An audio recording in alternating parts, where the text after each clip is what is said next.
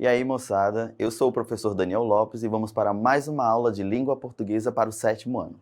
A aula de hoje vai tratar sobre o efeito da cacofonia e redundância nos textos. Mas que a gente possa trabalhar esse assunto, é importante que vocês entendam duas coisas principais. O que é a cacofonia?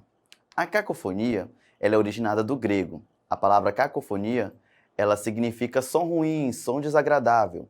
É um fenômeno linguístico reconhecido como um vício de linguagem, mais aparente na fala do que na escrita, caracterizado pela junção de sons entre palavras que podem gerar um efeito de sentido diferente daquele pretendido pelo falante, e em casos mais graves, sentidos inconvenientes e até mesmo obscenos. Isso é a cacofonia.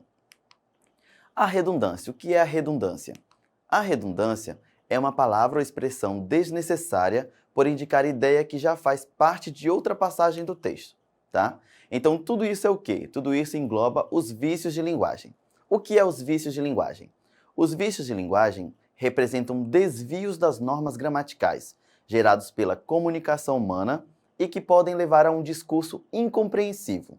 Eles ocorrem por descuido do falante, por exemplo, durante uma conversa com amigos ou familiares, ou mesmo por desconhecimento das normas gramaticais.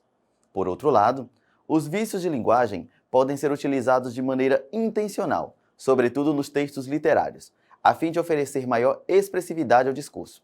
Tudo isso, o que isso significa? Como nós tratamos, os vícios de linguagem são isso. Nós hoje na aula vamos tratar sobre a cacofonia e a redundância. Ambas fazem parte desse vício. São vícios que a gente tem na nossa fala, do dia a dia, conversando com amigos e familiares. Para que a gente entenda melhor, nós vamos abordar alguns exemplos e é importante que você perceba na minha fala esses efeitos estranhos desses vícios de linguagem. Primeiro exemplo que nós temos aqui é só para que vocês possam compreender um pouquinho melhor. Essa cacofonia, ela diz respeito muito a esses sons desagradáveis. Percebam que está em destaque aí, sons desagradáveis e vício da fala. Tá? Então a cacofonia, ela tem esse papel principal de causar esse estranhamento. Tá? Então é muito comum cometer a cacofonia durante o discurso coloquial, ou seja, em uma conversa mais informal, seja com amigos, vizinhos e parentes. Por que isso é mais fácil de cometer? Porque a gente não está preocupado com a fala. A gente conversa, vai de forma espontânea acontecendo, e esse vício pode aparecer na nossa fala. Mas a gente tem que tomar muito cuidado, porque essa cacofonia ela não pode aparecer no nosso discurso formal. Isso porque ela pode prejudicar a construção de sentidos. Por exemplo, quando você vai produzir um texto, quando você vai fazer uma apresentação em público, quando você vai para uma entrevista de emprego. Imagina só você numa entrevista de emprego e na sua fala, o seu entrevistador entender uma coisa diferente, entender uma palavra com sentido bem estranho. Então, no exemplo, vocês vão perceber. Exemplos de cacófatos são os mais conhecidos. Nós temos, prestem atenção, uma prima minha, na boca dela, na vez passada, eu vi ela, teu time nunca ganha. E aí a gente tem outros e outros. Percebo que a junção causa um sentido de uma outra palavra mais estranha, certo? Então, segundo o gramático Napoleão Mendes de Almeida, só haverá cacofonia quando a palavra produzida for torpe, obscena ou ridícula.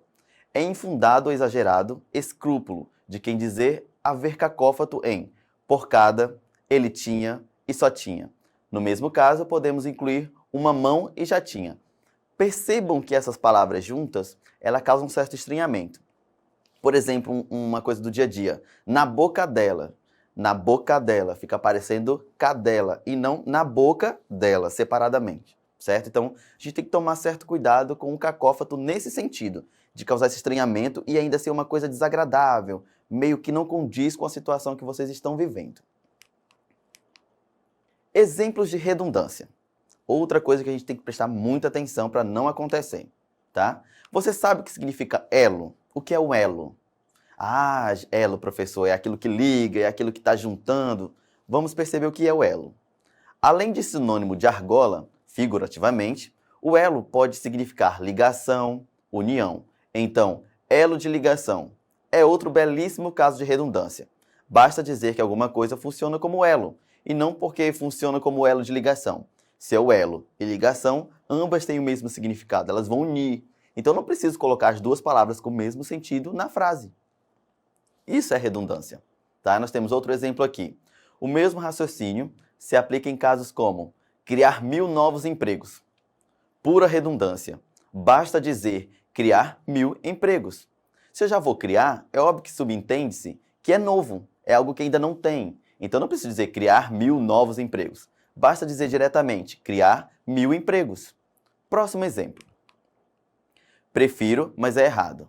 A força desse prefixo pré, ele dispensa o advérbio mais. Precisa dizer sempre, prefiro sair sozinha, prefiro comer carne branca, nada mais. Quando você coloca esse advérbio, ele vai dar o mesmo sentido que você havia colocado nesse prefixo do começo, do prefiro, certo? Então vamos evitar essa redundância. Vamos para exercitando, ver se vocês entenderam de fato o que aconteceu. Vamos observar cada frase e vamos consertá-la, tirando essa linguagem errada, obscena e exagerada que não pode ter na nossa fala, nos nossos textos, tá? Primeira frase. Ele estendeu uma mão apenas para alcançar seu companheiro de escalada. Percebam que uma mão já está grifada porque fica parecendo uma mão e não uma mão, certo? Então, a gente vai tirar esse cacófato dessa frase. Como é que ficaria? Fica da seguinte forma. Ele estendeu uma única mão para alcançar seu companheiro de escalada. Então, a gente evita usar uma mão para colocar uma única mão, para corrigir o cacófato. Segunda frase.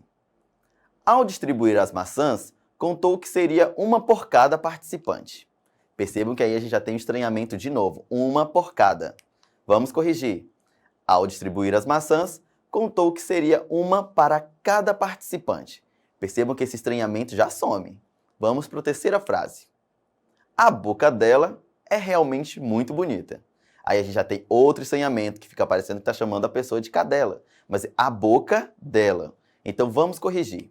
Fica a boca, aí você diz a pessoa que você está mencionando, é realmente muito bonita, para evitar esse cacófato.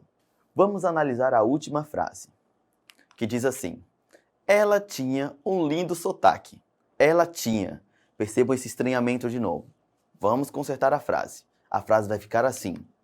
Fulana, vocês vão dizer o nome da pessoa, tinha um lindo sotaque. A Ana tinha um lindo sotaque.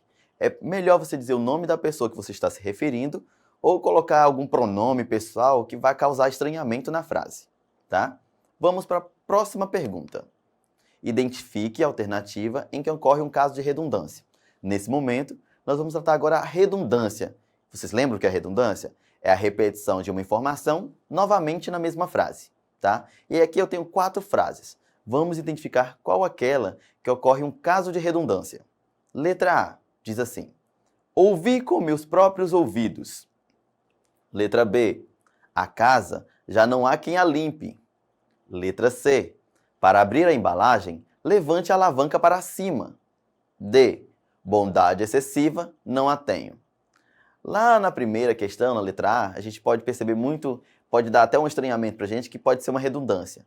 Mas, vamos deixar bem claro que assim, ouvir com meus próprios ouvidos. Você já está especificando o ouvido de quem que vai ouvir, tá? Então aí a gente já não tem uma redundância. Na letra B, a casa já não há quem limpe. A gente não tem uma repetição de informação aí, tá? Na letra C diz assim, para abrir a embalagem, levante a alavanca para cima. É o mesmo caso que vocês dizem no dia a dia. Subir para cima, descer para baixo, tudo essa é repetição de informação, tá? Então a resposta certa é a letra C. Percebam que essas duas informações são repetidas, o levante e o para cima. Vamos para as considerações finais, tá? Coisa que vocês têm que colocar na cabecinha de vocês e não esquecer. Primeira informação. Redundância é a palavra ou a expressão desnecessária por indicar ideia que já faz parte de outra passagem do texto. Então a redundância é aquela informação que você já colocou e que você está repetindo com uma outra palavra que tem o mesmo significado. Isso é redundância, certo? O cacófato. A cacofonia diz respeito à produção de sons desagradáveis, que podem causar estranhamento aos ouvintes. Toda vez que você estiver escrevendo um texto, ou que até mesmo na fala você perceber que aquela palavra não caiu bem, deu uma estranheza, ou ela causou um mal-estar, mude, porque ali você vai ter uma cacofonia. Ela vai ter esse som desagradável e vai causar um estranhamento em você, certo? A nossa aula de hoje foi sobre cacofonia e redundância. Para as outras aulas, que vocês queiram aprender outros conteúdos, é só acessar a plataforma Eduque, que lá vai ter todos os outros conteúdos, outras atividades que vocês podem participar e interagir, certo? A aula de hoje foi isso, eu sou o professor Daniel e até a próxima aula. Eu acho